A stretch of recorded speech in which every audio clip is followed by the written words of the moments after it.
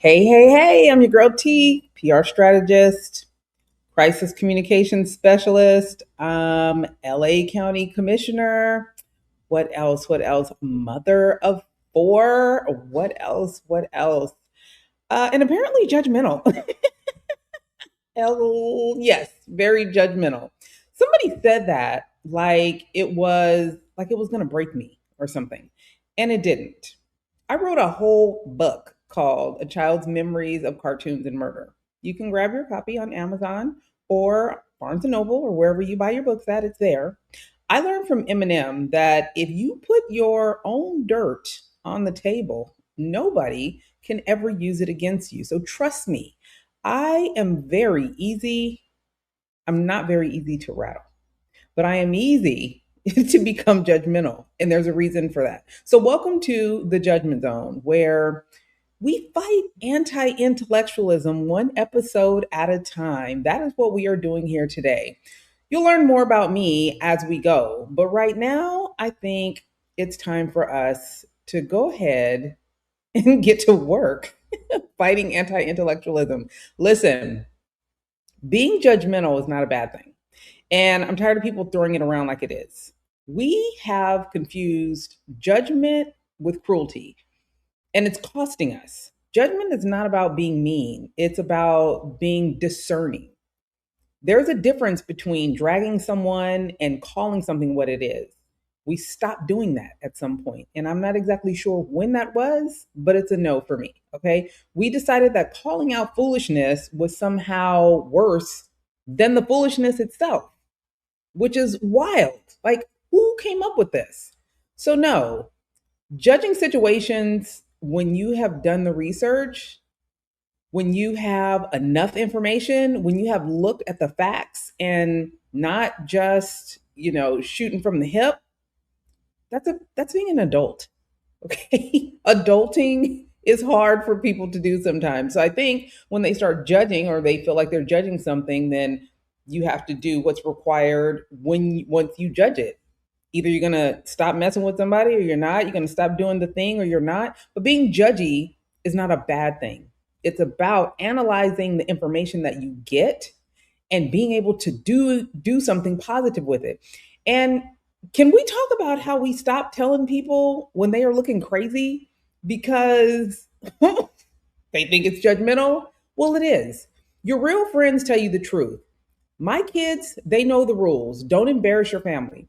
When you embarrass your people, you look crazy. But when you don't tell them the truth, they're embarrassing you. So I'm not exactly sure which way you want it. You can't have it both ways. Somebody needs to know the truth and somebody needs to speak it. That is not harsh parenting. I let my kids know off top, do not go outside the house embarrassing your family. Because when you come back in, you're going to get handled. Don't do that. That's preparation. The world will not be gentle about it. So, when will we address what is supposed to happen outside of the home? You do it in the home. So they're not embarrassing you outside of the home. We stop calling stupid stupid respectfully, but clearly. We have to continue get back to identifying when people are outside looking crazy, when people are saying things that make no sense, when people are acting like they ain't got no upbringing, when people are acting like they don't have parents that raised them right. We absolutely have to get back to being judgy.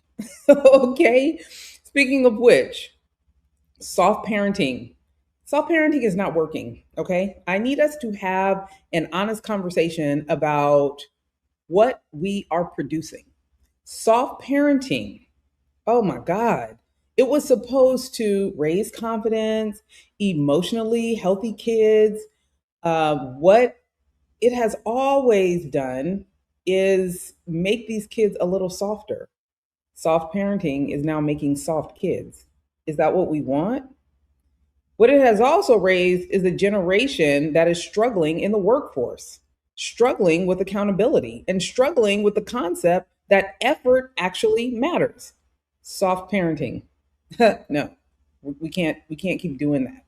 And maybe that's okay for some kids, but it's not okay for all. You cannot protect your children from every hard thing and then send them out into the world full of hard things and act surprised when they fall. You can't do that. Resilience is built through discomfort, not trauma. Discomfort. It's okay for them to be uncomfortable sometimes. And there is a difference. Employers are not asking for perfect employees. They are asking for people who can show up, take feedback, figure things out. This is not a really high bar, but raising these soft ass kids these days are raising kids that don't know how to figure things out, that don't know how to take feedback, that aren't coachable on their teams. Raising soft kids with this soft parenting only in mind is causing problems in our society that a lot of folks aren't ready to acknowledge. And yet here we are.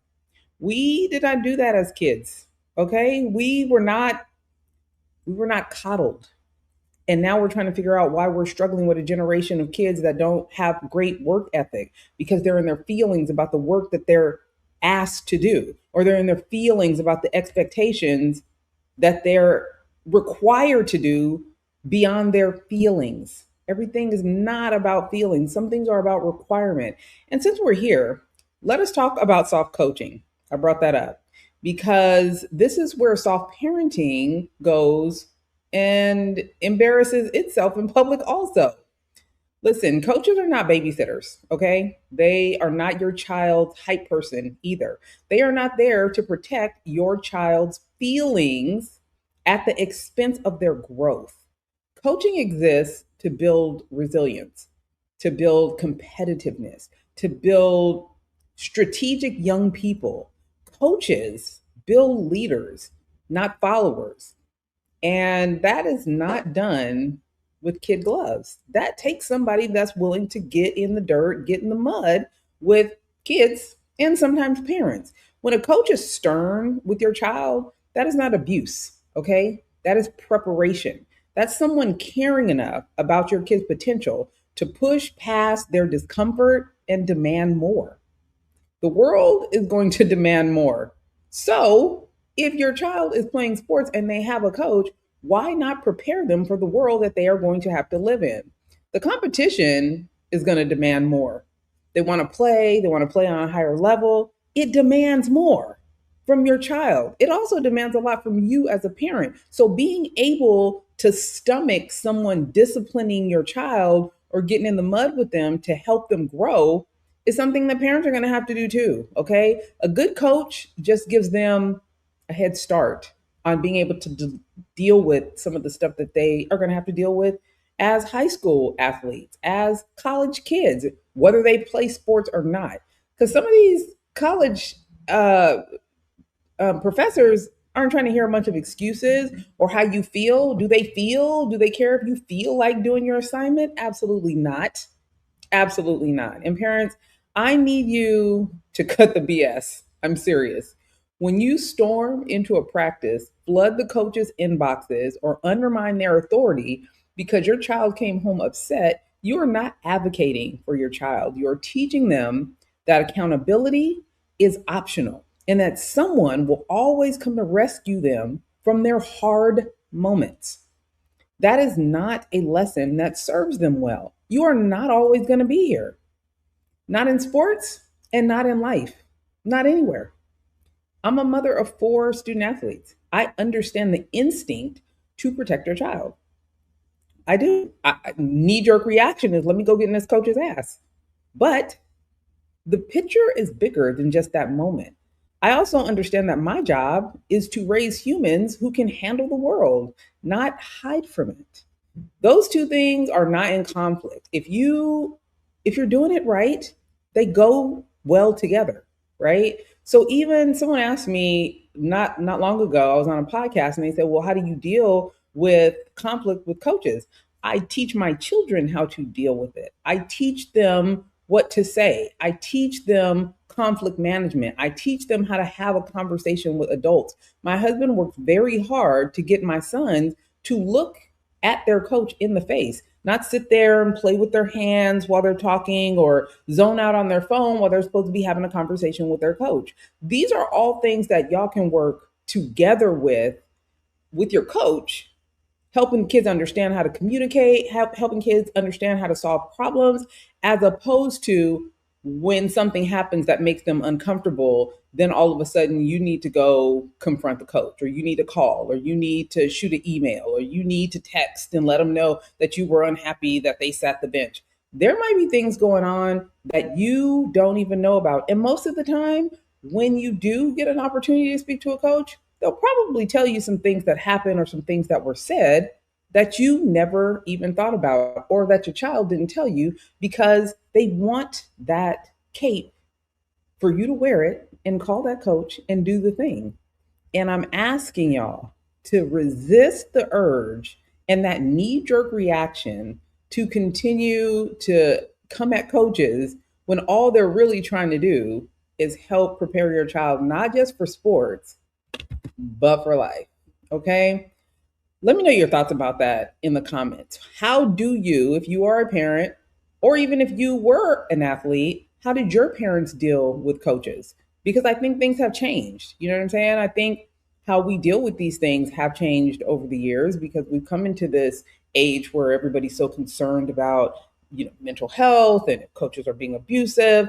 But also, when we played, what kind of intervention was our parents providing? Because I know my mama was, and she was not in the middle of it. If my brother was in trouble when he played, listen, you just got to suck it up, because she just trusted those coaches. Now, I'm not saying there's no middle ground. Sometimes there are coaches out there that are acting a fool. However, the first step should be us teaching our kids how to communicate and how to solve problems, because it might be a teacher next time. You're not going to always be there. You're not going to always be present. It might be, some adult on the street. It might be a neighbor. You never know. But teaching our kids how to communicate and be problem solvers, I think, is going to take us a lot further than jumping to their defense every time they have an issue with a coach. And before I get out of here, listen, I'm going to talk about closet racism, because, Judgy, yeah, that's hot on my mind right now. Closet racism. What are we doing? What is going on? The moment we are in right now has revealed a lot. Let's be honest about that. Honestly, I can appreciate it, though. I'm not even mad about it. If you are a racist and you have the audacity to be offending other people out loud, you have the audacity to be offended when someone calls you out on your behavior instead of looking in the mirror and doing the work, you are the problem. You are the problem. Full stop. You are the problem. Here is what I will say, though. Coming out of the closet has a whole new look these days. It is not just about sexuality anymore. People railing against folks with different sexual preferences. It is about identity, religion, and supremacy. And I respect honesty, no matter what it is. And if you're going to be a bigot, I just want you to stand on it all the time. Don't backpedal. Don't hide from it. I want you to stand on it. Stick your chest out and stand on it. Own it. Be comfortable in it. Because a closet racist gets no respect from me. Okay? At least the ones who are upfront about it, who are not out there gaslighting people, I can respect it. If you feel a certain way, say it. Allow for people to know what they're dealing with. But let us talk about something that should get through to everybody, including the ones who do not care about being decent. Racism is expensive, and I mean that literally. I am a PR and crisis communication strategist. My entire career is built on understanding what poor decisions cost people and brands. So let me break this down for you real quick. Pay attention. In fiscal year 2024 alone, the EEOC secured nearly $700 million for victims of workplace discrimination, the highest monetary recovery in recent history. Okay. U.S. Equal Opportunity Commission. That money came from somewhere. It came from the companies that thought their behavior was not going to cost them anything. In September of 2024, a Washington jury awarded nearly, hear me when I say this, $238 million to a Black UPS driver who alleged racial discrimination and harassment. That same year, a Pennsylvania jury awarded $20.5 million to a Black customer service representative subjected to hostile work environments. Okay. Katz Banks Kuman LLP, oh my God, the money that these people are bleeding being racist is out of control because nobody thought their bias was free. And it's not just lawsuits. In 2023 alone, over 27,500 race-based workplace discrimination charges were filed with the EEOC. That is not counting the ones that never got reported, okay? That is not counting the talent that walked out of the door, the productivity that evaporated, or the reputation damage that no PR firm could actually fix. Now, I want you to zoom in. Zoom in with me real quick. A Citibank Group study found that since the year 2000, the US economy lost $16 trillion as a result of discriminatory practices in education, in housing, and access to business loans. Did you hear what I said? $16 trillion. People have been sued. Organizations have lost money. NPR, $16 trillion. They reported $16 trillion because of racism. How about that? And the housing market alone lost $218 billion in sales because Black applicants could not get home loans. And about, $13 trillion in business revenue, it never flowed into the economy because Black entrepreneurs could not access bank loans. Even CBS News has reported this. This is not a moral argument anymore. This is math. The math is mathing when it comes to racism being expensive, okay? Discrimination has a price tag, and somebody always ends up paying it. I know who I am, and I'm good with who I am. You, my little racist friends, are the problem. And at some point, that problem shows up on a balance sheet. Please believe me when I tell you, and I know some of y'all are just feeling yourself in this moment that we're in the administration that we currently have, but understand what goes up must come down. Okay? So go ahead and hold on to this moment because once the tide turns, you will continue to realize racism is expensive and it's going to cost you one way or another. So just be careful with that. It's so much better to tell people how you really feel than pretend like you're one thing and then get caught up and get found out. Okay? If you're gonna be a hater, just stand on it. If you're gonna be a racist, just stand on it. I can respect that. Anyways, remember to like, subscribe, and share. Okay. Also, I want you to drop a comment. Let me know if any of these things resonated to you. I want to know. I want you to follow me on Instagram, Threads. I'm Tonya McKenzie, PR. And I'm on LinkedIn too, if you happen to be floating around over there. Always remember, if you don't control the narrative, the streets will, and it won't be in your favor. Run on over to Substack. Also, you can subscribe to my Substack, Control the Narrative, for a deeper dive into some of these controversial topics in culture, sports, and media with stats and facts to back it up. Okay. Again, like this episode, share it. This is where we are fighting anti-intellectualism, one episode at a time. I'm your girl T, your chief controller, and I'll see you back here next time.